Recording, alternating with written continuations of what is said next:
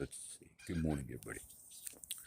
Let me speak a news thing, which I don't like to do. Today is March 1st, I believe.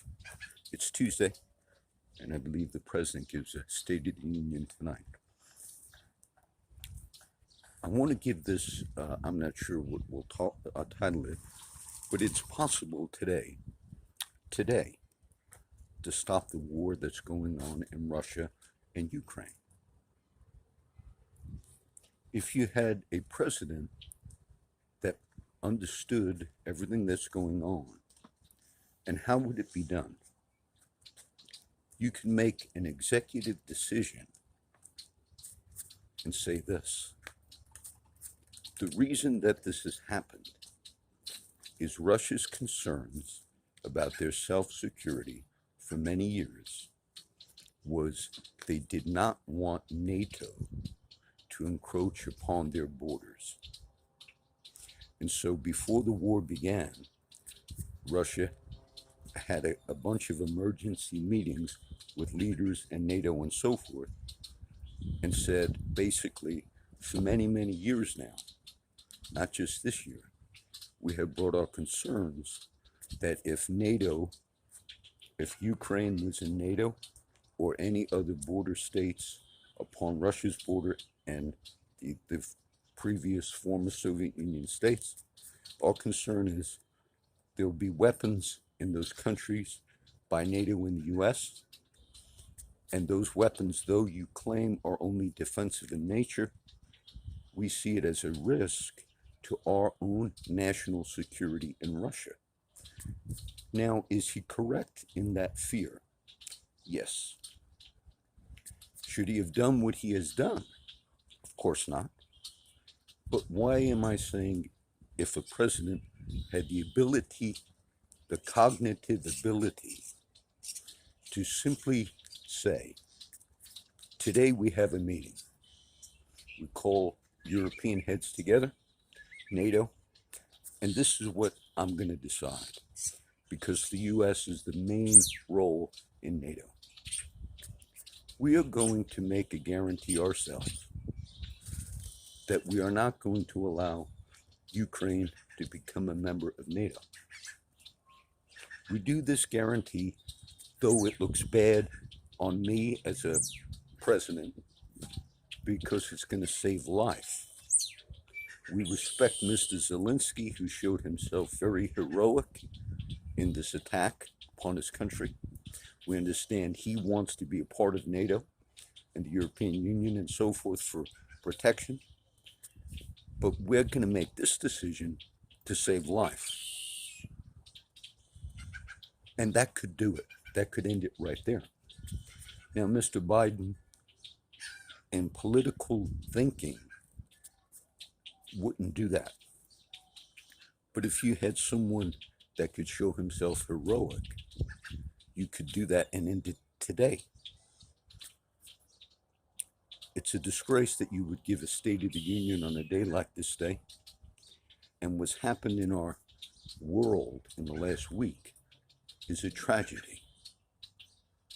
Now, being I'm talking about it now, whether you're on the left or whether you're on the right, a Democrat or Republican, the coverage of a lot of this has been, once again, will the US media ever be an honest broker in things like of this nature?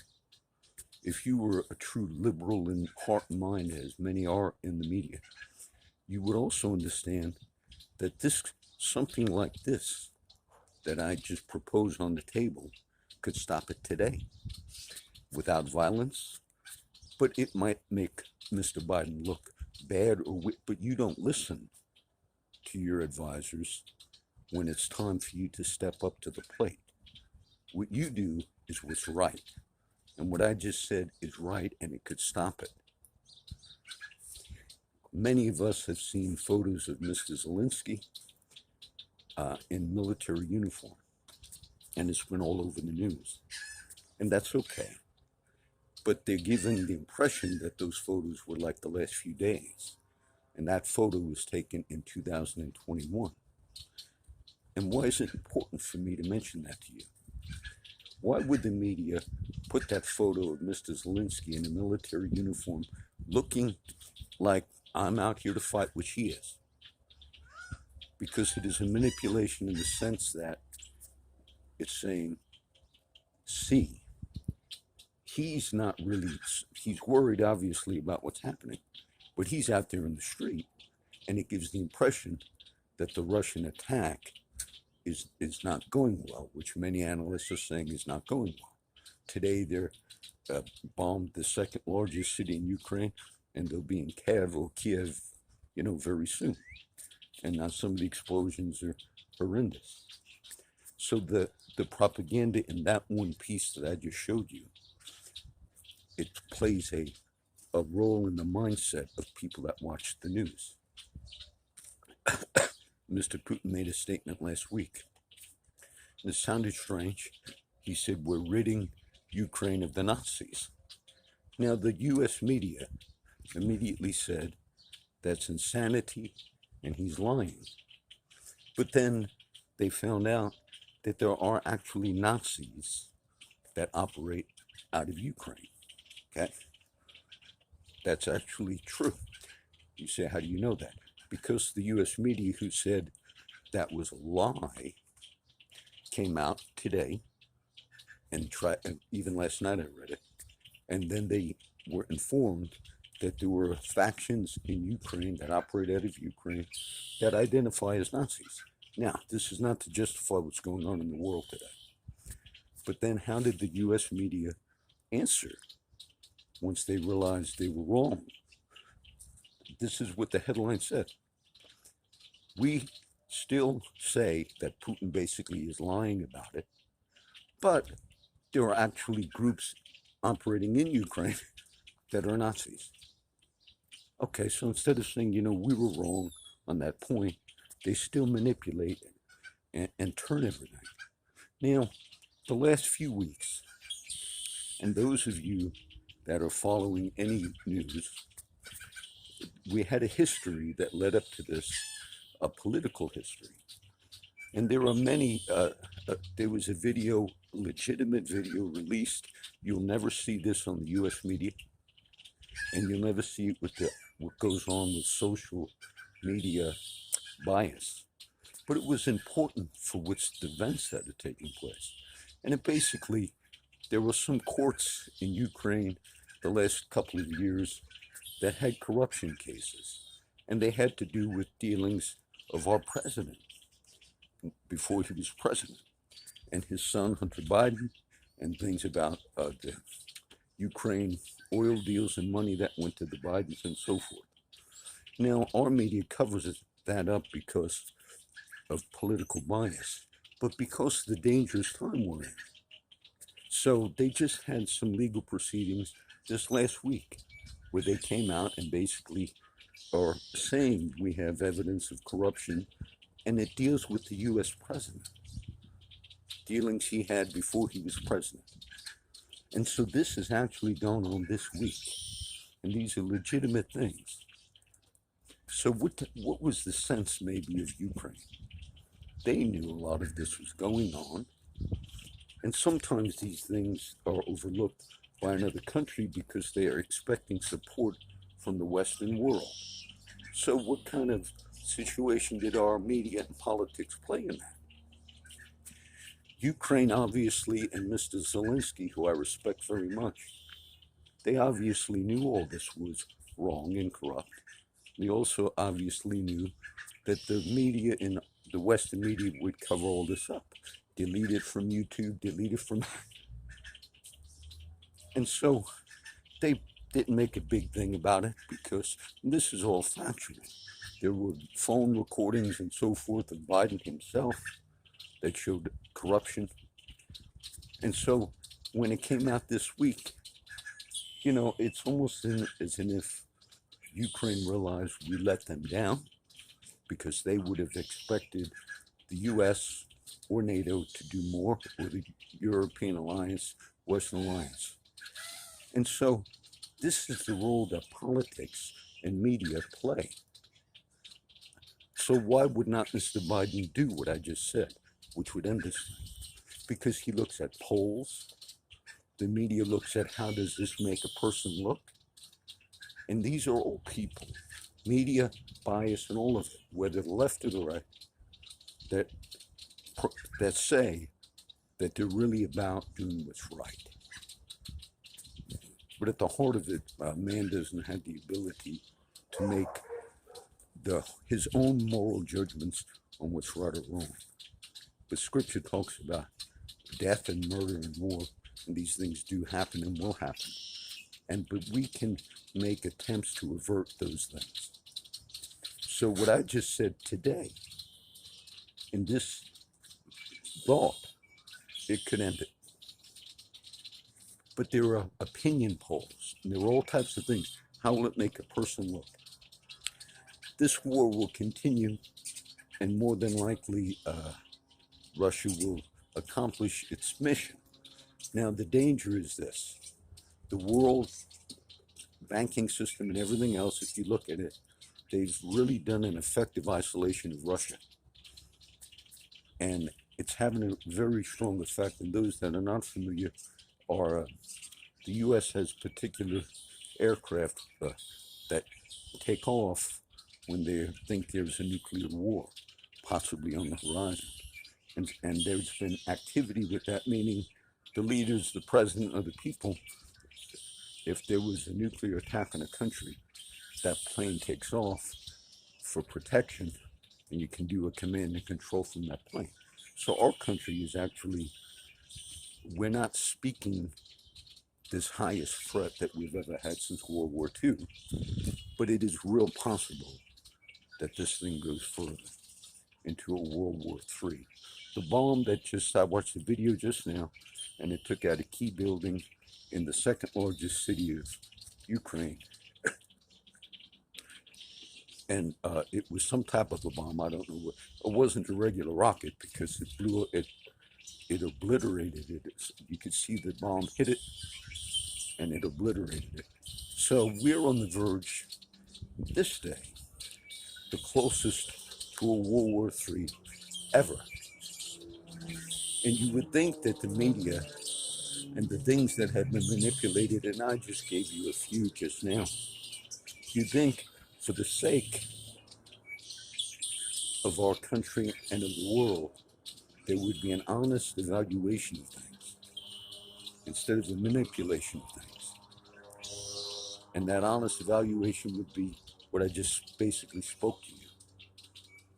You could say, but if we give in and say, you know what, these concerns that you had and you put on the table for a long time, Mr. Putin, we get it. And why is it a manipulation of the West?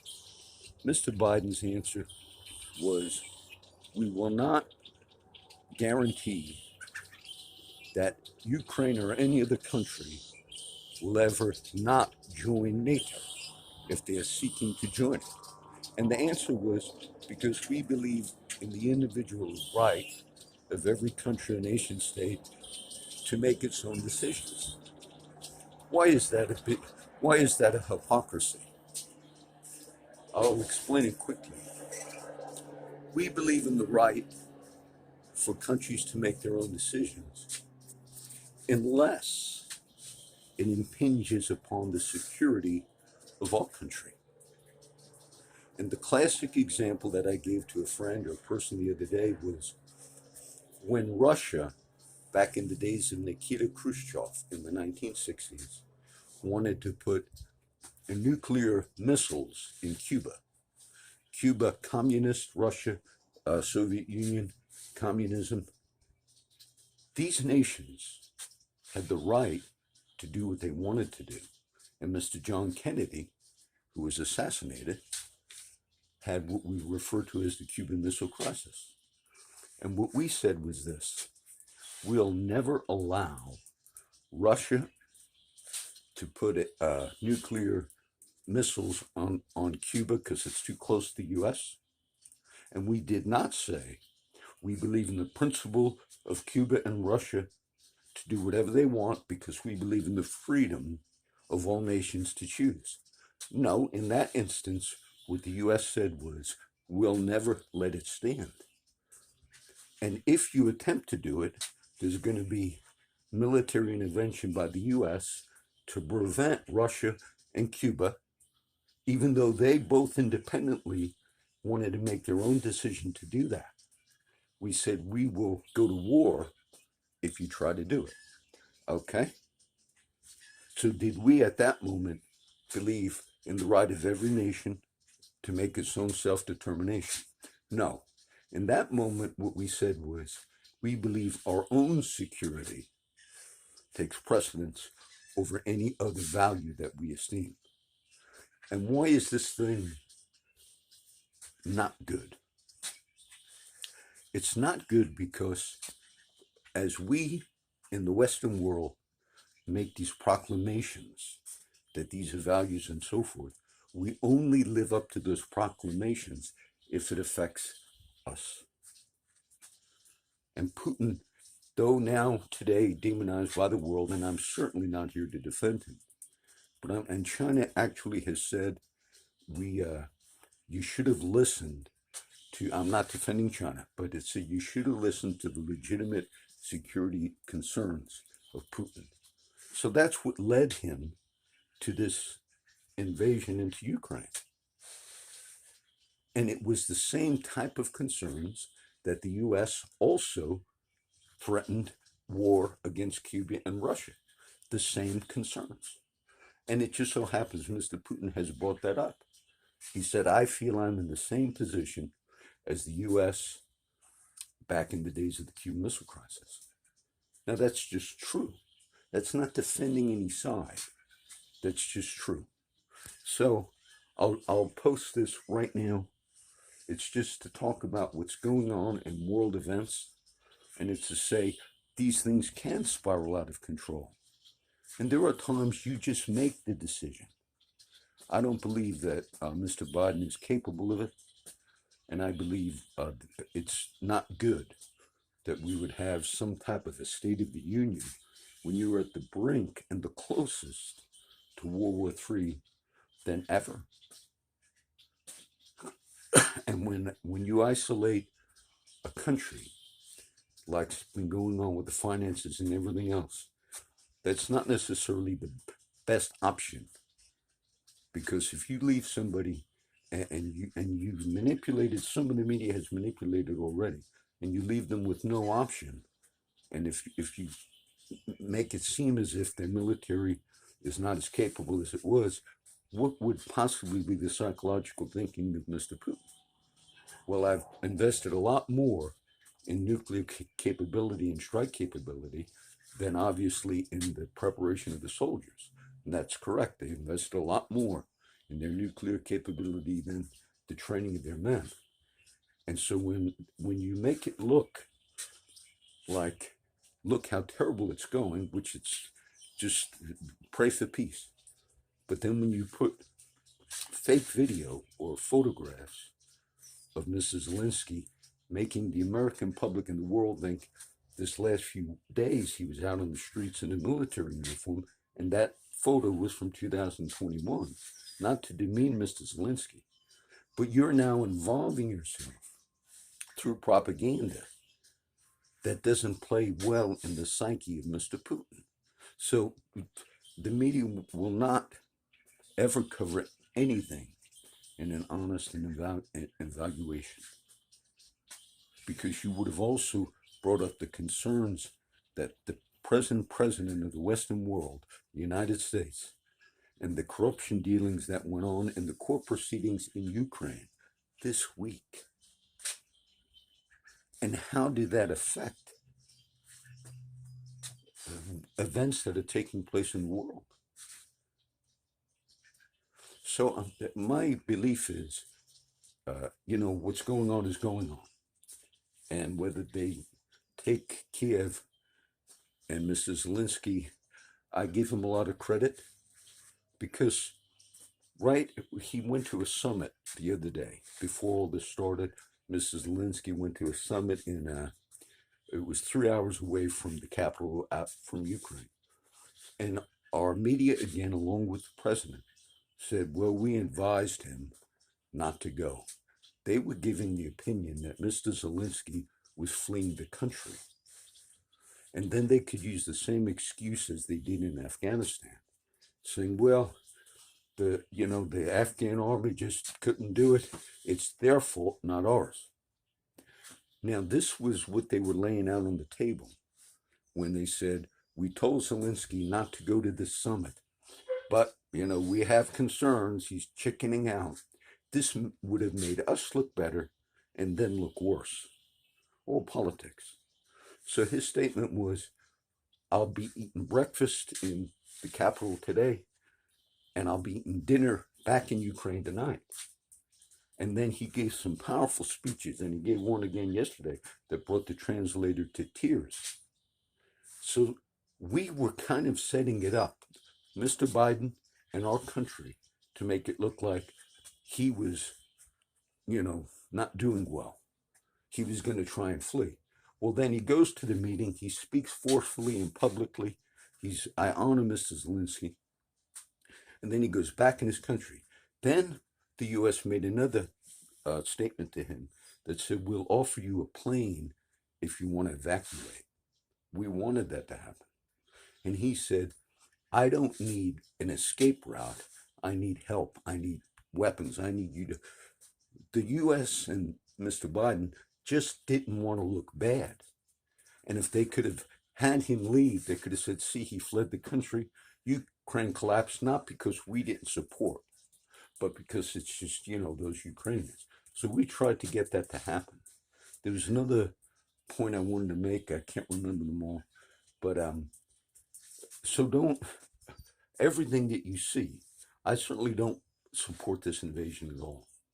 But the role that Mr. Biden himself and his family and the dealings in the court proceeding, you'd think that's not only not covered, but our social media as well as our news media, they scrub it, they ban it. So a lot of this has led to where we're at now. One more thing, I want to remember it before I close this, but it had to do with, again, our president and the U.S. wanting things to, when he had that peace meeting on the border of Belarus and Ukraine, and it just happened a day or so ago, and it was an attempt, whether it was legitimate on Mr. Putin's side, I don't know, but it was an attempt to try to make a deal to stop it. And I'm sure Mr. Putin would have put out the same thing. We just want a guarantee you're not going to join NATO. But when they made that offer, we'll have a meeting with you, the U.S. and Mr. Biden told Zelensky, no, don't do it. Instead, have them meet with us. We are looking at not looking bad. That's your leadership in the country. Just to not look bad. On the brink of the closest to a nuclear war, since we've had nuclear capability. And so that would end it today. That would say, forget about the State of the Union. I'm going to make an executive decision and put that on the table and say, we understand every country has a sovereign right to choose, but we also only believe that principle if it doesn't impinge upon our freedom. But if we feel the Cuban Missile Crisis that it's going to affect us, then we also will step in militarily if we have to. That's what we have threatened in the past. And so you just do it to stop it. But this is why when you cover up for corrupt leaders, when you cover up for corruption in families, and it's unimaginable if you had another president in there and he had actual corrupt dealings going on with that country, his son and everything else, and court proceedings about that corruption, and you whitewash it and don't show it. So I don't know. I don't believe Mr. Biden would have the cognitive ability to think through what I just said. Because even if he thought it through, he'd have to have others thinking for him at this stage. And so we'll see what happens, but that could be a solution. And I just put that on the table. He would never listen to it, but that's how you could end the conflict today. Whether it would upset Mr. Zelensky, you'd say, look, I'm doing it for the sake of what's happening now. And instead of some statement that we believe in the freedom of all countries to make their own decision, because we don't. We've intervened in many countries, and we have a history of that. And when Mr. Bush spoke about he should be silent, because one of the most tragic wars and killing of innocent civilians was a lie by the Western world. And it was the invasion of Iraq. And that was a lie, that war. And we lied about all types of things, weapons of mass destruction. Many people were killed in that war. So people that have blood on their hands should be silent. Whether you're a Democrat or a liberal, if you are a person of war and blood, you should not comment on it. Okay? We pray for the peace of Russia and of Ukraine and for all the people, Mr. Putin and Mr. Zelensky. And we pray that the leadership in this country would make wise decisions. When there's corruption at the top, which there is, things happen. And you can try to manipulate the corruption away, but it's there. And we have multiple people that, it upsets me that some of these people have been killing themselves that our government has apprehended. And it makes me upset that some girls that were wonderful Christian Bible students were also arrested and apprehended. And some of these are political things that happened in our country this last year. So we're going to reap stuff. Okay, let me do that update. Pray for the peace of this whole situation. Oh, I got to do this screen.